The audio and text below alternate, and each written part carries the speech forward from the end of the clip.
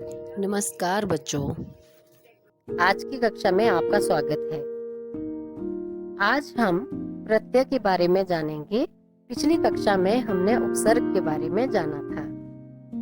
तो बच्चों, सबसे पहले हम ये जान लेते हैं कि प्रत्यय क्या होते हैं। जो शब्दांश मूल शब्द के पीछे या अंत में जुड़कर उनके अर्थ में विशेषता लाते हैं या उनके अर्थ को परिवर्तित कर देते हैं, उन्हें प्रत्यय कहते हैं। मूल शब्द अर्थात जिस शब्द का कोई अर्थ हो और स्वतंत्र रूप से प्रयोग किया जा सके। शब्दांश अर्थात शब्द का एक अंश, इसका अर्थ यह है कि यह पूरा शब्द नहीं है, इसलिए स्वतंत्र रूप से इसे प्रयोग नहीं किया जा सकता। जब हमने उपसर्ग किया था तो मैंने आपको बताया था उपसर्ग अर्थात आगे जो शब्दांश मूल शब्द के आगे लगते हैं उन्हें उपसर्ग कहा जाता है। और अब मैं आपको बता रही हूँ प्रत्यय जो कि प से शुरू होता है और शब्द मूल शब्द के पीछे लगता है। तो बच्चों, आप याद रखेंगे उपसर्ग अर्थात आगे, प्रत्यय अर्थात पीछे। आइए अब हम कुछ उदाहरण देखते हैं। जैसे अगर हम ना प्रत्यय पढ़ में लगाएं तो ये शब्द बनता है पढ़ना। बह में ना प्रत्यय लगा तो बहना बना और पी में ना प्रत्यय लगा तो पीना बना। अब हम देखते हैं दार प्रत्यय किस प्रकार विभिन्न मूल शब्दों के साथ जुड़कर नया शब्द बनाता है। जैसे दुकान के साथ अगर दार लगा तो दुकानदार, माल जमादार मालदार, ईमान जमादार ईमानदार और शान जमादार शानदार। अब वान प्रत्यय देखते हैं।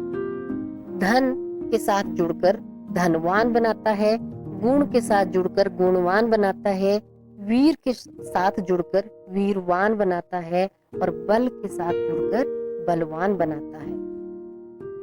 इसी प्रकार ई प्रत्यय है, बहुत सारे साधारण शब्दों में जुड़कर उसके अर्थ को परिवर्तित कर देता है या उसके अर्थ में विशेषता लाता है।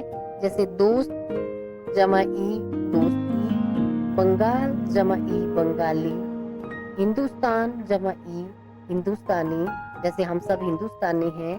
बीमार जमा ई बीमारी, यदि कोई बीमार है तो उसे क्या हुआ है, बीमारी। पहाड़ जमा ई पहाड़ी। ता प्रत्यय विभिन्न शब्दों के साथ जुड़कर नए शब्द बनाता है।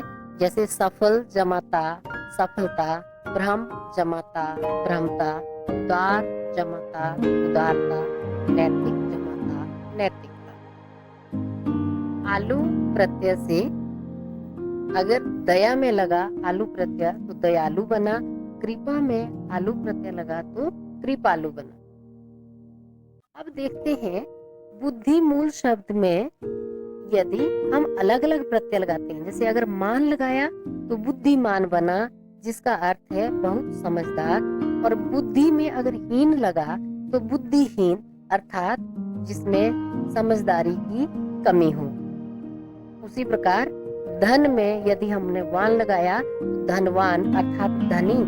और धन में अगर हीन लगा तो इसका अर्थ बिल्कुल विपरीत हो जाता है, अर्थात जिसके पास धन नहीं है।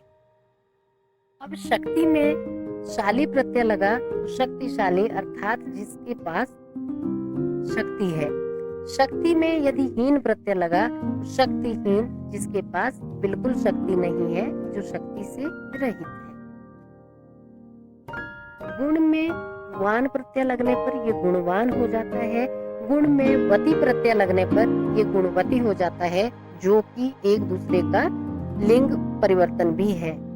श्री में मान प्रत्यय लगकर श्रीमान हो जाता है, जो कि पुरुषों के लिए प्रयुक्त किया जाता है। और श्री में मति प्रत्यय लगने पर श्रीमती हो जाता है, जो कि स्त्रियों के लिए प्रयुक्त किया जाता है, आदर सूचक माना जाता है। अब मूल शब्द है विद्या, जिसमें विभिन्न प्रत्यय लगकर अलग अलग अर्थ इसके आते हैं। जैसे विद्या जमा आलय, विद्यालय, जिसमें आप पढ़ने जाते हैं। विद्या जमा वान, विद्यावान, जो कि विद्या का ज्ञाता हो, जिसे ज्ञान हो। विद्या जमावती, विद्यावती, जो कि किसी नारी के लिए या स्त्री के लिए प्रयुक्त होता है।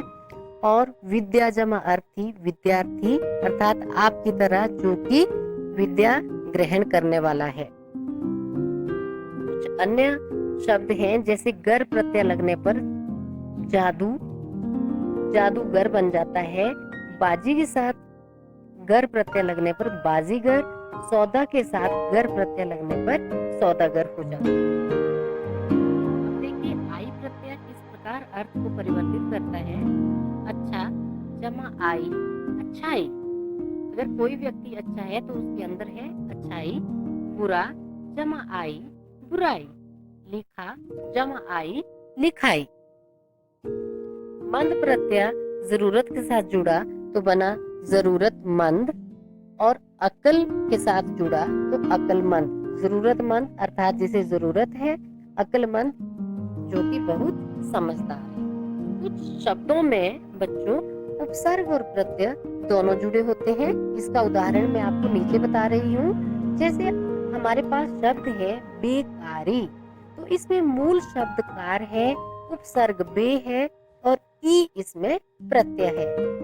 उसी प्रकार अभिमानी शब्द में मान मूल शब्द है, अभी इसका उपसर्ग है और ई इसका प्रत्यय है, इसलिए शब्द बना अभिमानी। और आगे शब्द है बेचैनी, तो इसमें मूल शब्द चैन है, उपसर्ग इसमें बे है और ई इसमें प्रत्यय है।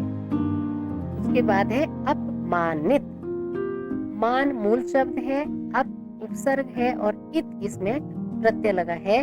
तो बच्चों इस तरह से आप मूल शब्द को उपसर्ग या प्रत्यय से अलग कर सकते हैं। और मुझे आशा है कि अब आप मूल शब्द और प्रत्यय या मूल शब्द और उपसर्ग को अलग कर पाएंगे।